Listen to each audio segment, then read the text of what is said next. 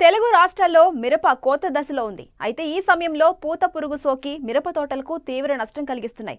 పిందె దశలో కాయలు గిడసబారి గింజలు లేకుండా వంకరలు తిరిగి పూత కాత విపరీతంగా రాల్చుతుంది. ఉన్న కాయ నాణ్యత కోల్పోవడమే కాకుండా దిగుబడిని తీవ్రంగా దెబ్బతీస్తున్న ఈ పురుగు నివారణకు ప్రస్తుతం చేపట్టాల్సిన సస్యరక్షణ చర్యల గురించి తెలియజేస్తున్నారు ఖమ్మం జిల్లా వైరా కృషి విజ్ఞాన కేంద్రం శాస్త్రవేత్త రవి.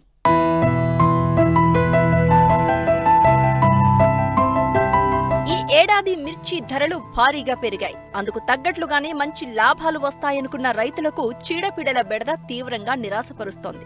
ముఖ్యంగా ఖమ్మం జిల్లాలో వేసిన మిరప రెండో కోత దశలో ఉండగా ముందుగా వేసిన ప్రాంతాల్లో మూడవ కోత దశలో ఉంది. అయితే ప్రస్తుతం పూత పురుగు లేదా గుండు పూత ఆశించి తీవ్రంగా నష్టపరుస్తోంది. వచ్చిన పూత పడ్డ పిందెలు రాలిపోతున్నాయి. ఉన్న కొద్దిపాటి కాయలు వంకరలు తిరిగి ఉండడంతో మార్కెట్లో ధరలు పలకడం లేదు. దీంతో రైతులు తీవ్ర ఆందోళన వ్యక్తం చేస్తున్నారు. ఈ పూత పురుగును నివారిస్తేనే నాణ్యమైన దిగుబడులను పొందవచ్చు. ఈ పురుగు నివారణకు చేపట్టాల్సిన సస్యరక్షణ చర్యల గురించి రైతులకు తెలియజేస్తున్నారు ఖమ్మం జిల్లా వైరా కృషి విజ్ఞాన కేంద్రం శాస్త్రవేత్త రవి. ఖమ్మం జిల్లాలో సాగు చేసే ముఖ్యమైన వాణిజ్య పంటల్లో మిరప అనేది చాలా ప్రధానమైనది.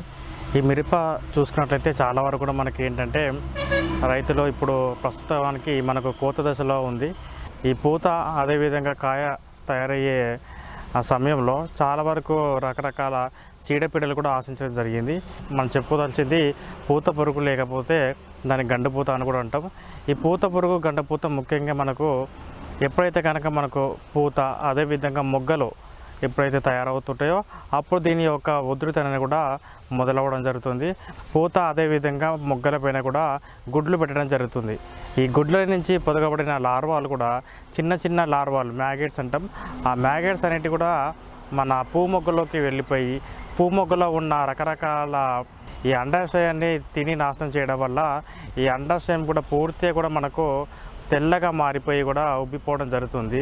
సో దానివల్ల ముఖ్యంగా ఎప్పుడైతే కనుక అండాశయం దెబ్బతిందో దాని ద్వారా మనకు పూత అదేవిధంగా మొగ్గ కూడా మొత్తం కూడా విచ్చుకోక మొత్తం కూడా రాలిపోవడం జరుగుతుంది.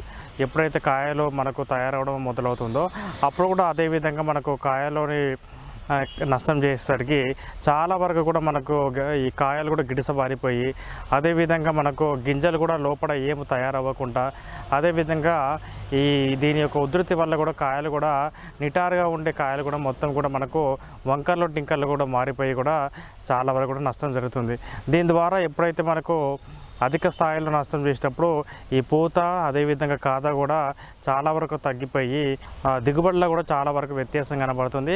మార్కెట్కి తరలించడం అయితే చాలా వరకు కూడా మనకి ఏంటంటే తక్కువ ధరకి మనకు పలకడం జరుగుతుంది. రైతులు కూడా చాలా వరకు కూడా మనకు దీని యొక్క ఈ పురుగు వల్ల నష్టపోయే అవకాశం ఉంది. కాబట్టి రైతులందరూ కూడా మనకు తొలి దశల్లో అంటే ముఖ్యంగా మనకు ఎప్పుడైతే పూత దశలో కనుక దీని యొక్క గమనించినట్లయితే వెంటనే గుడ్లు పెట్టినప్పుడు కనుక ఒక్కసారి కనుక మనము వేప నూనె 1500 ppm 5 ml లేకపోతే 5% NSK వేప గింజ కషాయం కనుక ఒక వారం రోజులు కనుక 2-3 సార్లు పిచికారి కనుక చేసుకున్నట్లయితే తొలి దశలో ఆశించే లార్వాలు అదేవిధంగా ఈ గుడ్లు కూడా చనిపోయి కూడా మనకు చాలా వరకు కూడా ఉధృతి కూడా తగ్గిపోయే అవకాశం ఉంటుంది. కాబట్టి ఈ వేప నూనె కానీ వేప గింజ కషాయం చేసుకొని దాన్ని నివారించుకోవాలి.